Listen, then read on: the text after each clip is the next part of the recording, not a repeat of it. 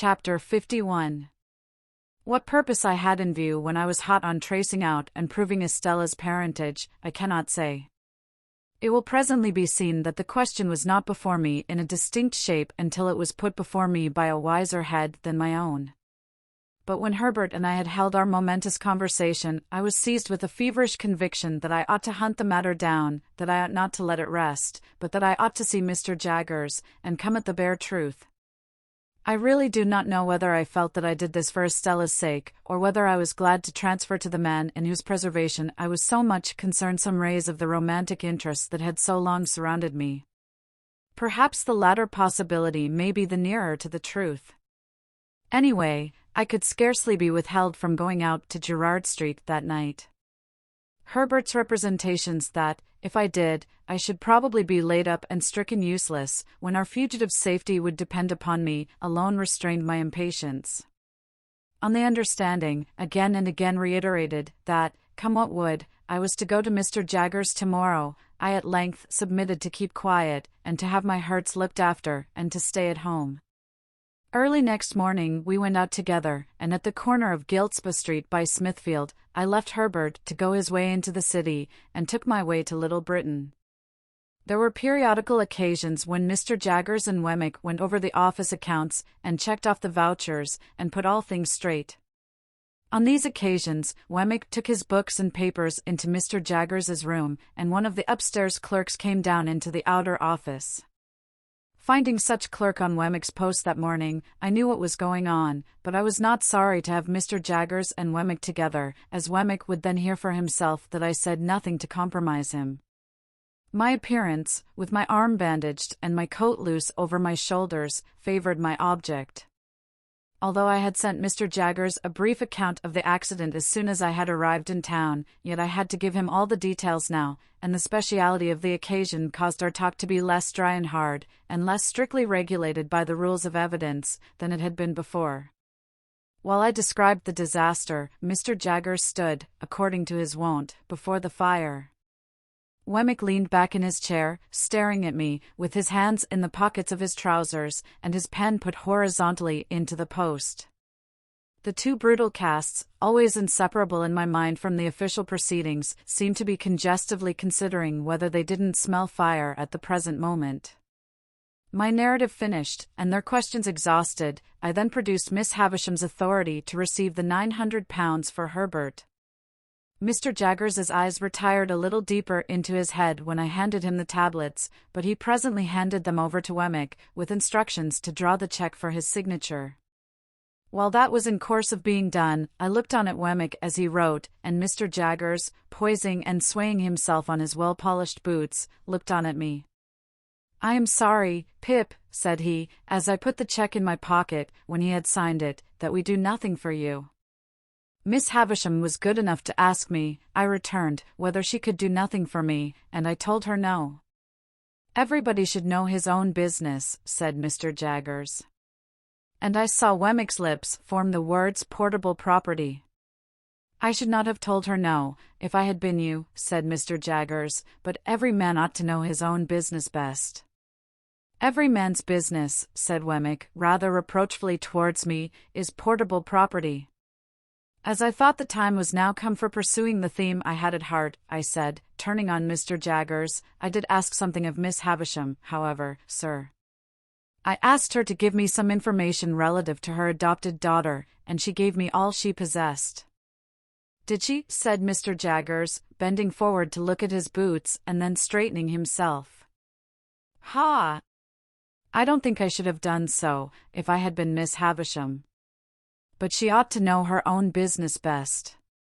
I know more of the history of Miss Havisham's adopted child than Miss Havisham herself does, sir. I know her mother." Mr. Jaggers looked at me inquiringly, and repeated, "Mother?" "I have seen her mother within these 3 days." "Yes," said Mr. Jaggers. "And so have you, sir. And you have seen her still more recently." "Yes," said Mr. Jaggers. "Perhaps I know more of Estella's history than even you do," said I. "I know her father too." A certain stop that Mr. Jaggers came to in his manner. He was too self-possessed to change his manner, but he could not help its being brought to an indefinably attentive stop, assured me that he did not know who her father was. This I had strongly suspected from Provis's account, as Herbert had repeated it, of his having kept himself dark, which I pieced onto the fact that he himself was not Mr. Jaggers's client until some 4 years later, and when he could have no reason for claiming his identity. But I could not be sure of this unconsciousness on Mr. Jaggers's part before, though I was quite sure of it now. "So, you know the young lady's father, Pip?" said Mr. Jaggers.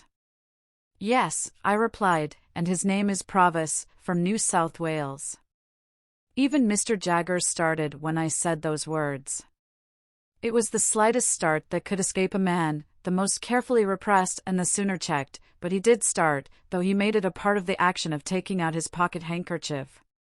How Wemmick received the announcement I am unable to say, for I was afraid to look at him just then, lest Mr. Jaggers's sharpness should detect that there had been some communication unknown to him between us. "And on what evidence, Pip?" asked Mr. Jaggers, very coolly, as he paused with his handkerchief halfway to his nose. "Does Provis make this claim?" "He does not make it," said I, "and has never made it, and has no knowledge or belief that his daughter is in existence." For once, the powerful pocket handkerchief failed. My reply was so unexpected that Mr. Jaggers put the handkerchief back into his pocket without completing the usual performance, folded his arms, and looked with stern attention at me, though with an immovable face. Then I told him all I knew, and how I knew it, with the one reservation that I left him to infer that I knew from Miss Havisham what I in fact knew from Wemmick. I was very careful indeed as to that. Nor did I look towards Wemmick until I had finished all I had to tell, and had been for some time silently meeting Mr. Jaggers's look. When I did at last turn my eyes in Wemmick's direction, I found that he had unposted his pen, and was intent upon the table before him. "Ha," said Mr. Jaggers at last, as he moved towards the papers on the table. "What item was it you were at, Wemmick, when Mr. Pip came in?"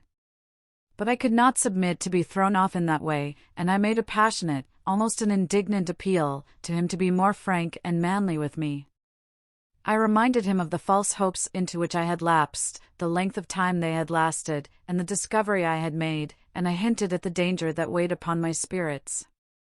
I represented myself as being surely worthy of some little confidence from him, in return for the confidence I had just now imparted.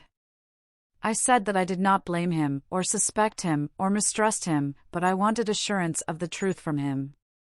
And if he asked me why I wanted it, and why I thought I had any right to it, I would tell him, little as he cared for such poor dreams, that I had loved Estella dearly and long, and that although I had lost her, and must live a bereaved life, whatever concerned her was still nearer and dearer to me than anything else in the world. And seeing that Mr. Jaggers stood quite still and silent, and apparently quite obdurate, under this appeal, I turned to Wemmick, and said, "Wemmick, I know you to be a man with a gentle heart. I have seen your pleasant home, and your old father, and all the innocent, cheerful, playful ways with which you refresh your business life. And I entreat you to say a word for me to Mr. Jaggers, and to represent to him that, all circumstances considered, he ought to be more open with me. I have never seen two men look more oddly at one another than Mr. Jaggers and Wemmick did after this apostrophe. At first, a misgiving crossed me that Wemmick would be instantly dismissed from his employment, but it melted as I saw Mr. Jaggers relax into something like a smile, and Wemmick become bolder. "What's all this?" said Mr. Jaggers. "You with an old father, and you with pleasant and playful ways?" "Well," returned Wemmick, "if I don't bring em here, what does it matter?" "Pip," said Mr. Jaggers, laying his hand upon my arm, and smiling openly, "this man must be the most cunning impostor in all London." "Not a bit of it," returned Wemmick, growing bolder and bolder. "I think you're another." Again they exchanged their former odd looks, each apparently still distrustful that the other was taking him in. "You with a pleasant home," said Mr. Jaggers. "Since it don't interfere with business," returned Wemmick, "let it be so. Now, I look at you, sir, I shouldn't wonder if you might be planning and contriving to have a pleasant home of your own one of these days, when you're tired of all this work." Mr. Jaggers nodded his head retrospectively 2 or 3 times, and actually drew a sigh. "Pip," said he, "we won't talk about poor dreams, you know more about such things than I, having much fresher experience of that kind. But now about this other matter. I'll put a case to you. Mind! I admit nothing." He waited for me to declare that I quite understood that he expressly said that he admitted nothing. "Now, Pip," said Mr. Jaggers, "put this case. Put the case that a woman, under such circumstances as you have mentioned, held her child concealed, and was obliged to communicate the fact to her legal adviser, on his representing to her that he must know, with an eye to the latitude of his defense, how the fact stood about that child. Put the case that, at the same time, he held a trust to find a child for an eccentric rich lady to adopt and bring up. I follow you, sir. Put the case that he lived in an atmosphere of evil, and that all he saw of children was their being generated in great numbers for certain destruction. Put the case that he often saw children solemnly tried at a criminal bar, where they were held up to be seen. Put the case that he habitually knew of their being imprisoned, whipped, transported, neglected, cast out, qualified in all ways for the hangman, and growing up to be hanged. Put the case that pretty nigh all the children he saw in his daily business life he had reason to look upon as so much spawn, to develop into the fish that were to come to his net, to be prosecuted, defended, forsworn, made orphans, bedeviled somehow. I follow you, sir. Put the case, Pip, that here was one pretty little child out of the heap who could be saved, whom the father believed dead, and dared make no stir about, as to whom, over the mother, the legal adviser had this power. I know what you did, and how you did it. You came so and so, you did such and such things to divert suspicion. I have tracked you through it all, and I tell it you all. Part with the child, unless it should be necessary to produce it to clear you, and then it shall be produced. Give the child into my hands, and I will do my best to bring you off. If you are saved, your child is saved too. If you are lost, your child is still saved. Put the case that this was done, and that the woman was cleared. I understand you perfectly. But that I make no admissions? That you make no admissions. And Wemmick repeated, no admissions. Put the case, Pip, that passion and the terror of death had a little shaken the woman's intellects, and that when she was set at liberty, she was scared out of the ways of the world, and went to him to be sheltered. Put the case that he took her in, and that he kept down the old, wild, violent nature whenever he saw an inkling of its breaking out, by asserting his power over her in the old way. Do you comprehend the imaginary case? Quite. Put the case that the child grew up, and was married for money. That the mother was still living. That the father was still living. That the mother and father, unknown to one another, were dwelling within so many miles, furlongs, yards if you like, of one another. That the secret was still a secret, except that you had got wind of it. Put that last case to yourself very carefully. I do. I ask Wemmick to put it to himself very carefully. And Wemmick said, I do. For whose sake would you reveal the secret? For the father's? I think he would not be much the better for the mother. For the mother's? I think if she had done such a deed she would be safer where she was. For the daughter's? I think it would hardly serve her to establish her parentage for the information of her husband, and to drag her back to disgrace, after an escape of 20 years, pretty secure to last for life.